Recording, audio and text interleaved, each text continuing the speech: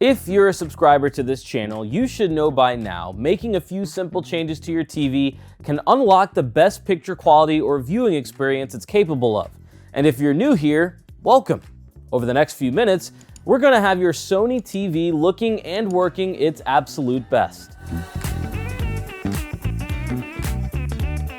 Welcome back everyone, Chris Hagan here, and the story hasn't changed. We keep hearing from every TV brand that the research shows most folks never touch even the most basic settings in their TV. It comes straight out of the box, gets set up, and that's it. But what many people don't realize is in order to get the most out of the TV, from brightness to clarity and accuracy, you must make the changes we're going to talk about in this video. The good news is it's pretty easy.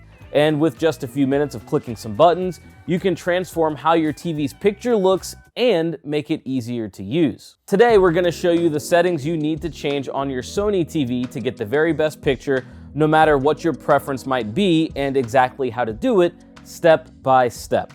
First off, know that all TVs now ship with an eco setting turned on by default. But let's be real here.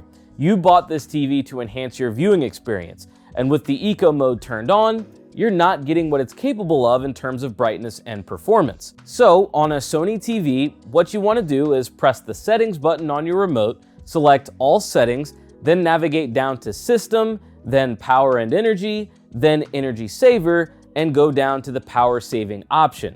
You'll notice it reads, adjust the brightness and panel control to reduce the TV's power consumption, aka the TV will lower your brightness, and you do not want that in its control. So let's set this to off.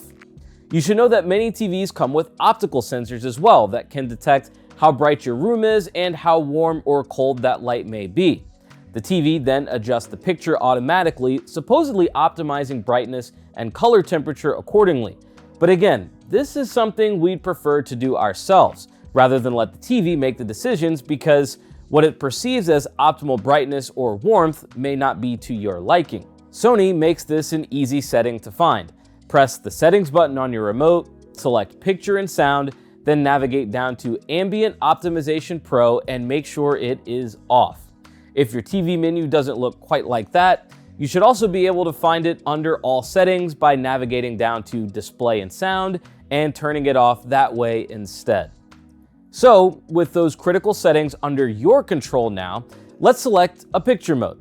We can do that from the home screen a couple of different ways. The first would be pressing the settings button, then going down to picture and sound, down to picture, and then selecting which picture mode you want. There's an even faster way if you press the quick settings button on your remote, that little wrench, and then find picture mode. We prefer modes like cinema or professional. Even the IMAX Enhanced has a nice, warm, and more natural look. But if you do prefer a cooler or more blue color temperature, you might like standard best. We suggest staying away from vivid since it tends to over-brighten the picture and make things look harsh and blown out. Next, you want to set the brightness of your TV to your preference as well. Some folks like a brighter setting for watching during the day, while others don't need as much brightness if they watch mostly at night. If you do a little of both, you can set different brightness levels for two different picture modes and switch between them as you like. The trick here is to recognize that sometimes you'll be watching SDR, standard dynamic range content, while other times you may be watching an HDR, high dynamic range. You want to set the brightness for both. And what's great is Sony makes this easy by labeling which brightness you're adjusting. From the home screen, set the brightness for SDR content by pressing the settings button on your remote, going to picture and sound, then picture, then down to select brightness. You'll notice that in parentheses, it says SDR. So you know that's what you're adjusting for, all SDR content. This is another setting that you can also access from the quick settings menu by pressing that button on your remote and going over to brightness. Now for HDR, we just need to play some HDR content. This could be a show on Netflix or a YouTube video. And you know what? We can use one of our latest TV reviews since we've started publishing them in HDR. I'll follow the same steps to get to my brightness, and you'll notice this time HDR is in parentheses, letting me know that I'm adjusting the brightness for HDR content. But before you call it a day, hold up, there is one more thing you can do to make your Sony TV even brighter if you want. While you're in that brightness section of the menu, navigate down to peak luminance. Sony says this optimizes the TV's contrast by increasing how bright the brightest areas of the screen get. But the best way to think about it is another boost to your television's overall brightness. It can be adjusted in SDR and HDR. High peak luminance paired with maxed out brightness in HDR is our preference to make things like the sparkle of water or the sun or any bright objects really pop and look best. Finally, let's talk about motion smoothing. Some people like it, but some feel like it makes everything look a little bit weird or fake. It's known to some as the soap opera effect. We're not here to tell you what you should like. We just want to show you how to change how your picture looks so you can get what you do like. To adjust the motion smoothing on your TV, we're going to head back to our picture settings. You know the drill by now. Go to Settings, then Picture and Sound, select Picture, navigate down to Motion, and select Motion Flow. This allows you to turn motion smoothing to an auto mode, make custom adjustments, or turn it off entirely. It might surprise you what your preferences are, or if you even notice the difference. So it's worth experimenting here. What I really enjoy here is Sony has independent adjustments you can make for films and content shot at 24 frames per second, which most cinematic content is, and for other things like live content or sports that have higher frame rates. So now that you've got your Sony TV's picture dialed in, let's talk about a couple of settings that can make using your TV and external devices easier.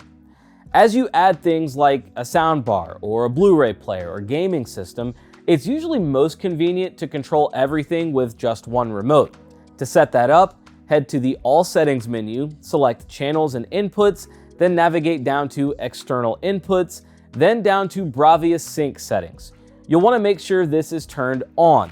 You'll also notice there's a Device Auto Power Off and TV Auto Power On setting, which allow you to turn everything on and off all at once if you wish. Lastly, if you head back to the External Inputs menu, be sure to check out HDMI signal format.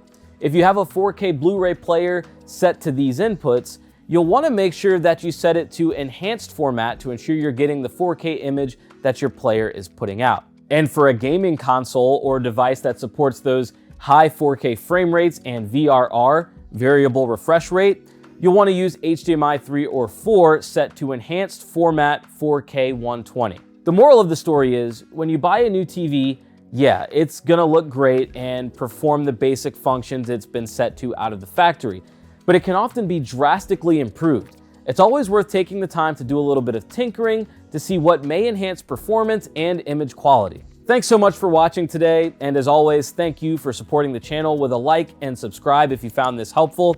It really does go a long way for us. Feel free to send this video to friends and family, especially if they're starting to build out their home theaters during the holiday season. And if you're not a Sony user or have an additional TV brand in the house that you want to dial in, don't worry, we're making these videos across the board to help as many people as possible. We'll see you in the next video.